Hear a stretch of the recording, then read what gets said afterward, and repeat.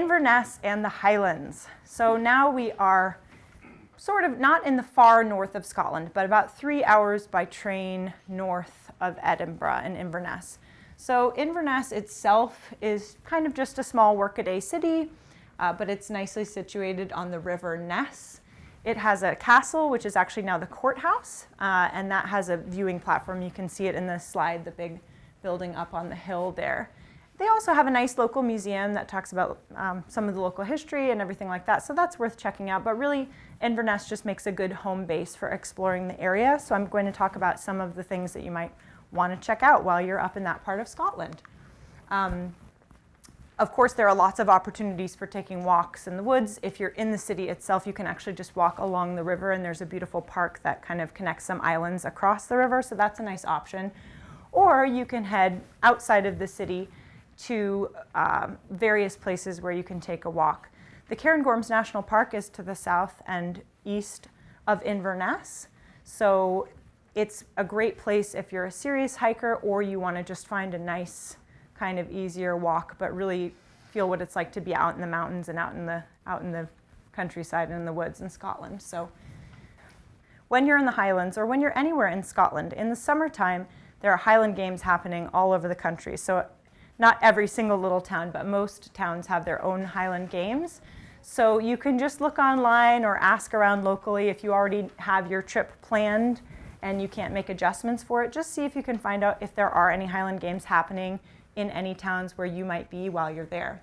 Because they're a lot of fun. You can see all of the heavyweight games, things like that, tossing the caber, basically throwing an entire tree trunk over itself, things like that. Highland dancing, it's a lot of fun, and it's a fun activity for an individual or for a family.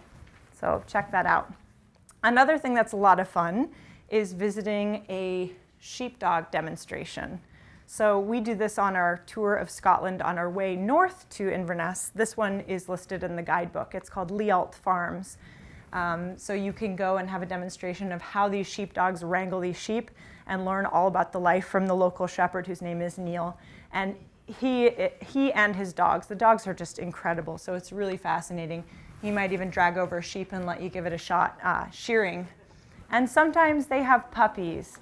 Not all the time, but it's pretty special when they do. So you can go visit Neil on his sheepdog farm and hopefully get to meet some of his newborn puppies.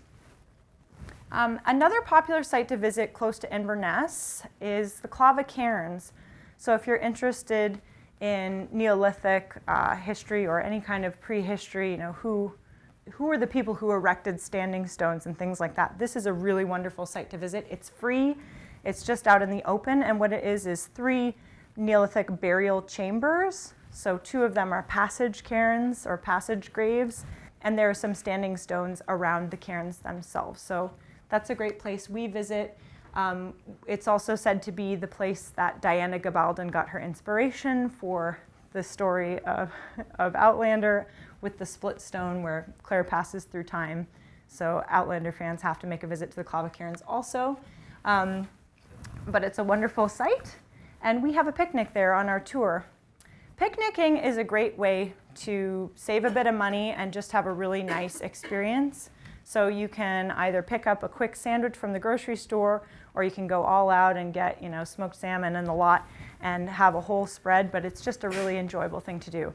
Of course, you hope that you get the good weather for it, but even if you don't, it can be a lot of fun. It can be a little adventure.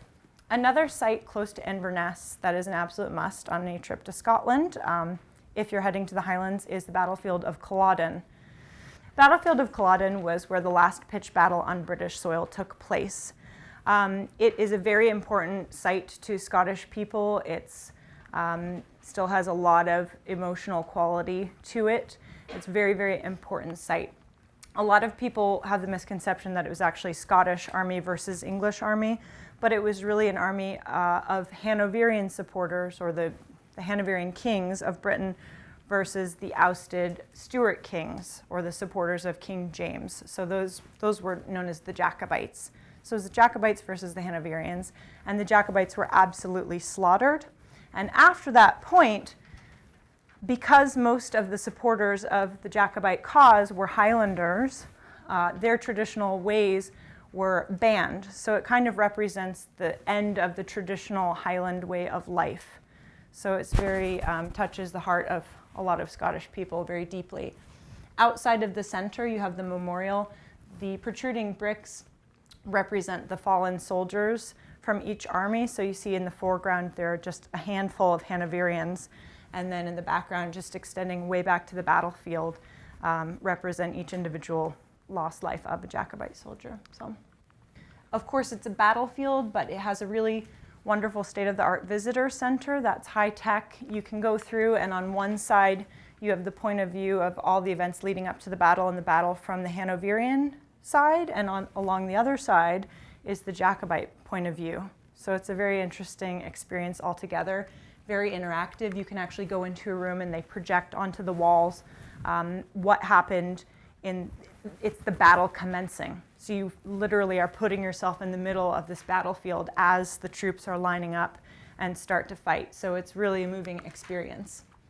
All over Scotland, you find castles and palaces of local aristocracy. One that is a really fun visit is Cotter Castle. It also has some connection to the Thanes of Cotter, again, Shakespeare. But, you know, that's all kind of tenuous, really. But at any rate, Cotter Castle is still lived in by the current local aristocrat. She is the Dowager Countess of Cotter. So I think it's a lovely visit for a couple of reasons. One, it's really cool to just see a Scottish castle, right? I mean, it just looks impressive. Two, you get to see what it looks like inside. You get to see it with the furnishings. So you can kind of imagine, you know, this is, if I were this woman, this is where I would live. This is what my home would look like. So it's a cool visit in that sense, too. And it just has beautiful, beautiful gardens. So especially in the spring, you can wander the grounds, and it is just a lovely experience. That being said, there are castles all over Scotland and manor houses all over Scotland, each with their own unique charm. So don't feel tied to this one in particular. Just, you know, look around, do a little bit of research. Some of them, including Cotter, actually have their own little half-course golf course. So that's a nice experience to have, too. You can play a little game of golf. So leaving Inverness, heading south and west, you follow what's actually a geological fault line, the Great Glen Fault. And it's also the Caledonian Canal. So essentially, this fault line is full of lakes, and there was a giant engineering project spearheaded by the famous Scottish architect Thomas Telford, and he basically connected them all together with miles and miles of canals. So there are 22 locks along the whole of the thing, and it's really just used nowadays kind of for pleasure boating and like, but it's an absolutely beautiful drive. If you want, you can stop in the town of Fort Augustus and visit the Caledonian Canal Visitor Center, or just watch the locks and have a bit of lunch. But keep an eye out for beautiful places to pull over and just enjoy being in this part of the country. This is a Thomas Telford bridge in the town just outside of the town of Invermoriston along the Caledonian Canal. One popular spot along the Caledonian Canal, well, the most popular spot is Loch Ness. If you want, you can visit some of the Nessie, the Loch Ness Monster sites, and learn about that. For me, it's just a beautiful place, just beautiful being in the Highlands. And you can visit Urquhart Castle, which is one of Scotland's many castles. It's mostly a ruin, but it's actually very thoughtfully signposted. So when you walk around, you can read about what used to be in this part of the castle, what was this used for, and some of the local history. So it's a nice visit. You can actually take a small boat cruise down part of the loch and be dropped off at Urquhart Castle, and then cruise back, or however you want to do it. That's an option also. As I said, if you're interested in Nessie, you can seek her out, and you know, this person's just pretending Nessie's actually very friendly. So, one of the most famous and well-deservedly famous sites in the Scottish Highlands is Glencoe. So, just absolutely stunning mountain scenery. It has its own history, sort of sad history. There was a famous massacre that happened there back in the late 1600s. It's known as the Weeping Glen. And people say it's because of this massacre, but I've heard it's actually because of the waterfalls that creep down the mountains. But it's a beautiful, beautiful drive. Even if you don't have a lot of time and you're just driving through, pull over and just get out and walk for a few minutes. If you don't have all day, if you're don't have a few days to do a hike, just pull over and get out and walk and enjoy the fresh Highland air and take in some of this absolutely stunning scenery. I really don't think that there's anywhere else in the world that I've been that quite compares to that beauty.